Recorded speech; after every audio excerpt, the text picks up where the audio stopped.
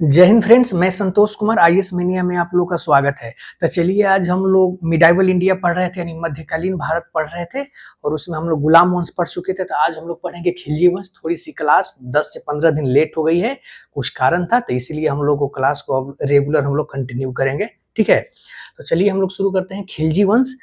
खिलजी वंश कब से कब तक रहा था? तो ये 1290 से लेकर 1320 ईस्वी तक रहा था खिलजी वंश। क्योंकि आने वाले जो एग्जाम जो 26 जुलाई को बीपीएससी प्रीलिम्स होने वाला है उसके लिए भी ये बहुत ही महत्वपूर्ण टॉपिक है, तथा और भी आने वाले बहुत सारे एग्जाम है जैसे एईडीयू आने वाला है उसके लिए भी ये बहुत ही महत्वपूर्ण टॉपिक है, क्योंकि यहाँ से हमेशा सवाल पूछे जाते हैं। ठीक है, तो खिलजी वंश कब से कब तक रहा था? तो 1290 से लेकर 1296 तक। और इसके संस्थापक जो थे जिनका नाम था जलालुद्दीन फिरोज खिलजी। ये इनसे पहले ये गुलाम वंश में ये एक सेना के पद पर थे और कहा जाता है कि गुलाम वंश के अंतिम शासक जो क्यूमर्स था उसकी हत्या करके ये एक नया राजवंश यानी खिलजी राजवंश की स्थापना करते हैं। इनका पूरा नाम है जलालुद्दीन फिरोज खिलजी। ये 1290 से लेकर 1296 तक यानी 6 साल तक ये शासन करते हैं। ठीक है, इन्हीं के द्वारा खिलजी वंश की स्थापना की गई थी, यानी जलालुद्दीन फिरोज खिलजी के द्वारा खिलजी वंश की स्थापना की गई थी। इन्होंने अपनी राजधानी किलोखरी को बनाया था। इसने अपनी राजधानी कहाँ बनाया था? तो किलोखरी। किलोखरी एक जगह है जहां पर उन्होंने अपनी राजधानी को बनाए थे और ये 70 साल के एज में ये शासक बने थे यानी राजा बने थे। ठीक है, सुल्तान बनने से समय इनकी आयु 70 वर्ष थी। जब सुल्तान बने थे यानी जब सम्राट बने थे तो इनकी आयु कितनी वर्ष थी? तो ये 70 साल के एक बहुत बूढ़े व्यक्ति थे। ठीक है, जलालुद्दीन खिलजी की हत्या 1296 ईस्वी में उसके भतीजे यानी इन्हीं के भतीजे एवं दामाद अलाउद्दीन खिलजी के द्वारा किया गया था। ठीक है, भतीजा और दामाद ये कैसे? तो ये मुसलमान में होता है क्योंकि वो लोग आस पड़ोस में ही अपने रिलेटिव में ही वो लोग शादी विवाह कर लिया करते हैं। ठीक है, तो जलालुद्दीन खिलजी के ये भतीजा था कौन? तो अलाउद्दीन खिलजी, तथा ये इसका दामाद भी था। ठीक है, और इसी के द्वारा फिरोज शाह खिलजी की हत्या कर दी जाती है 1296 ईस्वी में। और अलाउद्दीन खिलजी फिरोज शाह खिलजी की हत्या करके ये खिलजी वंश का ये दूसरा शासक बनता है।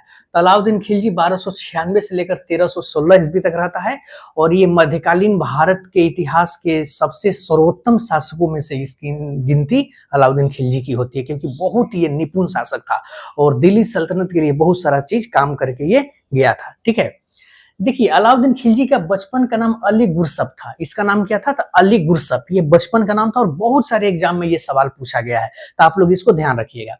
22 अक्टूबर 1296 ईस्वी को अलाउद्दीन खिलजी दिल्ली का सुल्तान बनता है। कब बनता है? तो 22 अक्टूबर 1296 ईस्वी को वो गद्दी पर बैठता है तथा सिकंदर ए सानी की उपाधि ग्रहण करता है।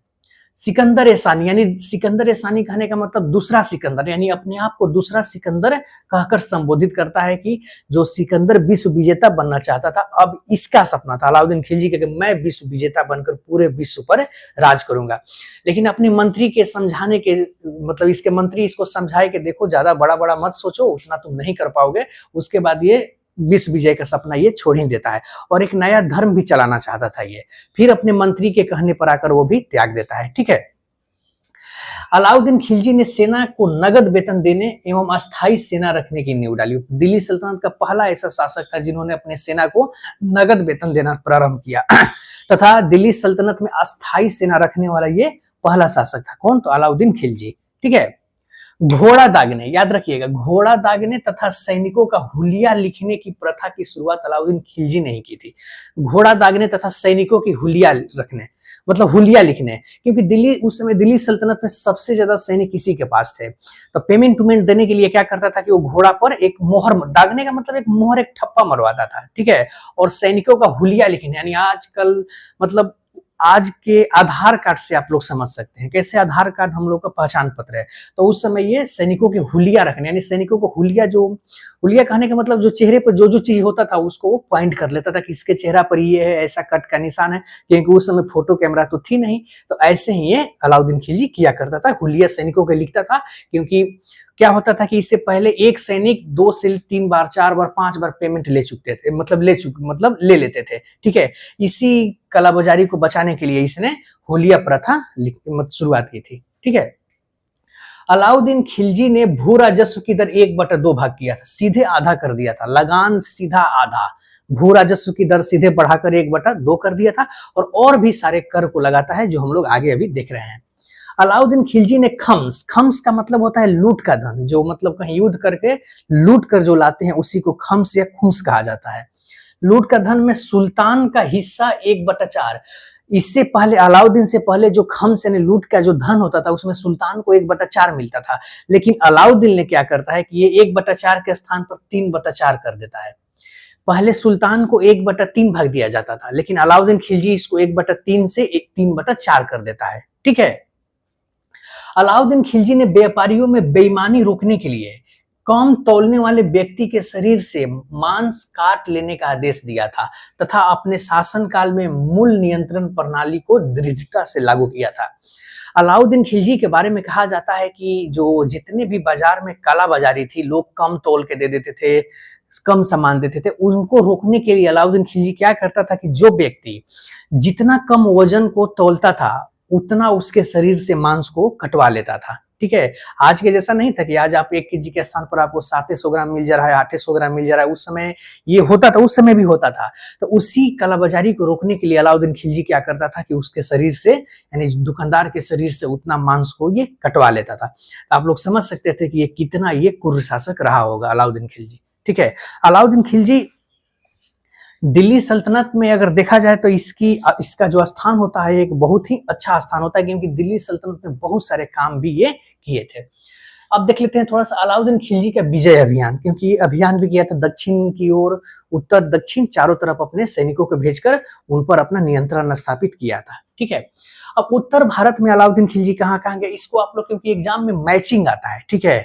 तो उत्तर भारत में गुजरात पहला अभियान कहाँ किया था, गुजरात किया था। दूसरा रणथंभौर, तीसरा चित्तौड़, चौथा मालवा, पांचवा धार, छठा चंदेरी तथा सातवां जालौर। यही क्रम है। उत्तर भारत में जो अलाउद्दीन खिलजी अभियान किया था उस अभियान का क्रम यही है। गुजरात है, रणथंभौर है, चित्तौड़ है, मालवा है, धार है, चंदेरी है तथा जालौर है। ठीक है। अब दक्षिण भारत का अभियान हम लोग देख लेते हैं अलाउद्दीन खिलजी का।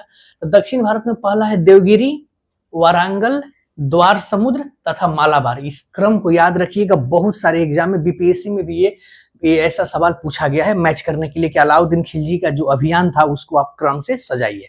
तो दक्षिण भारत बहुत ज्यादा इंपॉर्टेंट हो जाता है। तो दक्षिण भारत में देवगिरी, वारांगल, द्वार समुद्र तथा मालाबार। देवगिरी पर आक्रमण किया था और देवगिरी के शासक ही थे जिनका नाम था रामचंद्र देव राय। ठीक है। वारांगल के उस समय शासक काकतीय वंश के शासक प्रताप रुद्रदेव थे उस समय। ठीक है। और देखिए दक्षिण भारत के अभियान के लिए अलाउद्दीन ने मलिक कफूर को भेजा था। मलिक कफूर कहा जाता है कि ये 1000 दिनार मतलब 1000 दिनारी इसको कहा गया था, क्योंकि 1000 दिनार में 1000 दिनार में नुसरत खां के द्वारा खरीदा गया था और अलाउद्दीन खिलजी के दरबार में तथा ये इनका यानी अलाउद्दीन खिलजी का ये सेनापति भी था। ठीक है। देखिए अलाउद्दीन खिलजी ने धर्म को राजनीति से अलग कर दिया। सीधे वो बोला कि धर्म को राजनीति में हस्तक्षेप करने की जरूरत नहीं है। वो धर्म और राजनीति को दोनों को अलग कर दिया। ठीक है।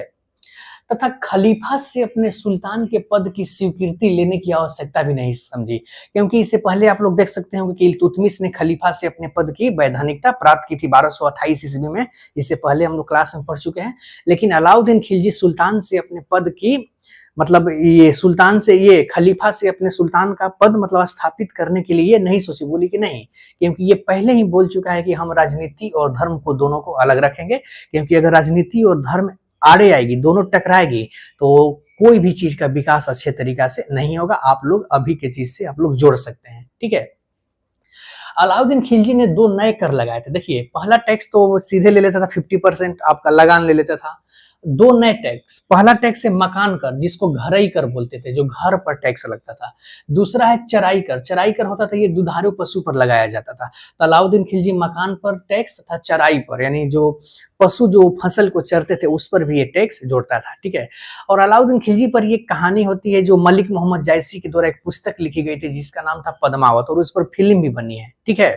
तो उसके भी जोड़ के देखा जाता है, क्योंकि चित्तौड़ पर उस समय शासक राजा रावल रतन सिंह थे। तो कहा जाता है कि पद्मिनी को पाने के लिए अलाउद्दीन खिलजी वहां पर आक्रमण करता है और आक्रमण करने के बाद खैर उनको हासिल नहीं कर पाता है। तो ये एक मिथ्या है, कहानी है, ये किताब पर बनाया गया ये एक फिल्म है। ये एग्जाम में ये सब चीज नहीं आता है। ठीक है। तो हम इस पर चर्चा भी नहीं करेंगे। नेक्स्ट है, अपनी व्यवस्था को लागू करने के लिए अलाउद्दीन ने दीवान मुख्तराज नामक एक विभाग बनाया था। अपने व्यवस्था को एकदम सुदृढ़ बनाने के लिए एक दीवान मुस्तक राज नामक एक व्यवस्था बनाया था। ये अलाउद्दीन खिलजी के द्वारा बनाया गया था और बहुत बार ये एग्जाम में सवाल पूछा गया था कि दीवान मुस्तक राज किसके द्वारा बनाया गया था। याद रखिएगा किसके द्वारा, तो अलाउद्दीन खिलजी के द्वारा। ठीक है, अब है सैनिक व्यवस्था। थोड़ा सा अलाउद्दीन खिलजी की हम लोग सैनिक व्यवस्था देख लेते हैं। अलाउद्दीन ने एक बड़ी सेना रखी थी। पहले ही मैंने हम लोग पढ़ चुके हैं कि बहुत ही विशाल सेना अलाउद्दीन खिलजी रखी थी, जिसे वह नगद वेतन देता था एवं ऐसा करने वाला वो दिल्ली सल्तनत का वो पहला शासक था अलाउद्दीन खिलजी। इसके बारे में हम लोग जान चुके हैं। अलाउद्दीन खिलजी द्वारा नियुक्त परवाना नवीस, याद रखिएगा नाम, ये परवाना नवीस नामक अधिकारी वस्तुओं की परमिट जारी करता था। यानी कौन सी वस्तु आपको खरीदनी है, कौन सी वस्तु आपको उस मंडी में ले जाना है, उस मार्केट से इस मार्केट में जाएगा, उसका के लिए कौन करता था? तो परवाना नवीस, ये एक अधिकारी नियुक्त था जो वस्तु का परमिट देता था कि आप इतना परमिट, यानी 10 वस्तुओं का आप लोग, जैसे क्या होता था कि आपको 10 वस्तु खरीदना है तो आप इससे जाके परमिट लेंगे कि हमको 10 वस्तु ये चीज खरीदना है। यानी आज के जमाना में जो कैंटीन वाला जो सुविधा है ना, उस समय वही वाला सुविधा अलाउद्दीन खिलजी अपने सैनिकों को दिया था। ठीक है, नेक्स्ट है साहना मंडी। यहाँ पर वस्तुओं की बिक्री हेतु लाया जाता। साहना मंडी, मंडी का मतलब बाजार होता है, यहाँ पर वस्तुओं को बिक्री करने के लिए यहाँ पर लाया जाता था। दूसरा है सराय ए अदल, बहुत ही इंपॉर्टेंट विभाग है और एग्जाम में पूछा हुआ है। यहाँ पर वस्तु, वस्त्र, शक्कर, जड़ी बूटी, मेवा तथा दीपक का तेल इत्यादि बिकने के लिए आता था।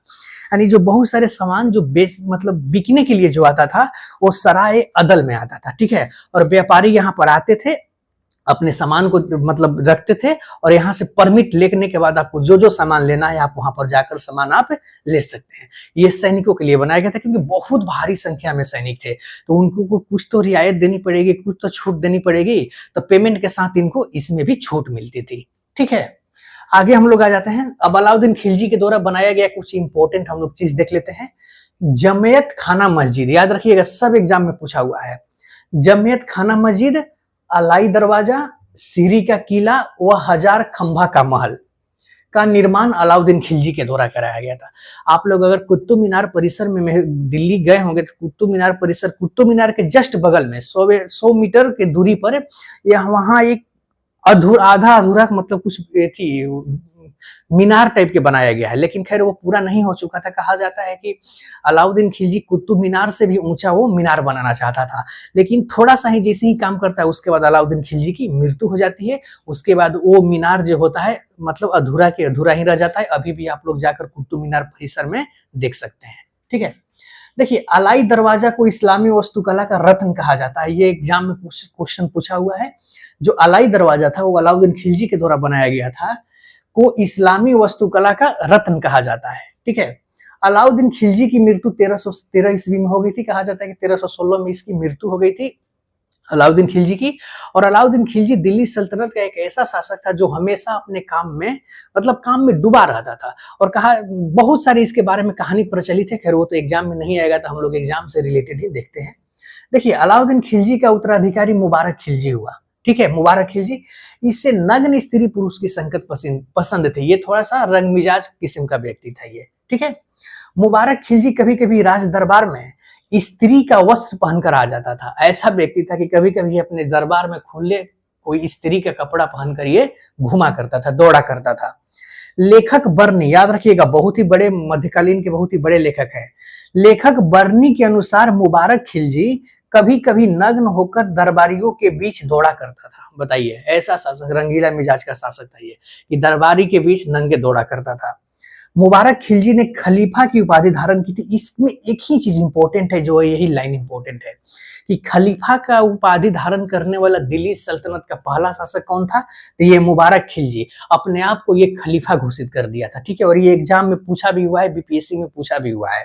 ठीक है, अलाउद्दीन खिलजी का थोड़ा सा हम लोग मंत्री परिषद देख लेते हैं। दीवाने रसालत, ये विदेश विभाग था। दीवाने रिसालत क्या था? तो ये विदेश विभाग था। दूसरा है दीवाने आरिज, ये सैन्य, यानी दीवाने आरिज जो सैन्य मंत्री थे जिनको दीवाने आरिज बोला जाता था। दीवाने इंसा, ये शाही आदेशों का पालन करवाता था। ये जो भी शाही आदेश आएगा उसका पालन करवाने का काम ये दीवाने इंसा करता था। दीवाने वजारत, ये वजीर होता था। वजीर यानी आज के जमाने में हम लोग सीएम यानी मुख्यमंत्री की तरह जोड़कर देख सकते थे। तो दीवाने वजारत ये वजीर होता था, जिसको मंत्री यानी मुख्यमंत्री भी अभी कह सकते हैं हम लोग। तो खिलजी डेंसिटी के बारे में हम लोग देख लिए, अलाउद्दीन खिलजी के बारे में, उसके सैन्य व्यवस्था, उसके बाजार व्यवस्था कैसी थी, कैसे वो अपना दिल्ली सल्तनत पर शासन किया। ठीक है, तो एग्जाम के दृष्टिकोण से ये महत्वपूर्ण है, आप इसको एक बार, दो बार, तीन बार रिवीजन करिएगा, इससे ज्यादा क्वेश्चन यहाँ से मिडाइवल मध्यकालीन भारत में नहीं आता है। अगला हम लोग का भी इससे भी थोड़ा सा इंपॉर्टेंट टॉपिक होगा और वो होगा तुगलक वंश। तो अगले क्लास में हम लोग तुगलक वंश के बारे में पढ़ेंगे।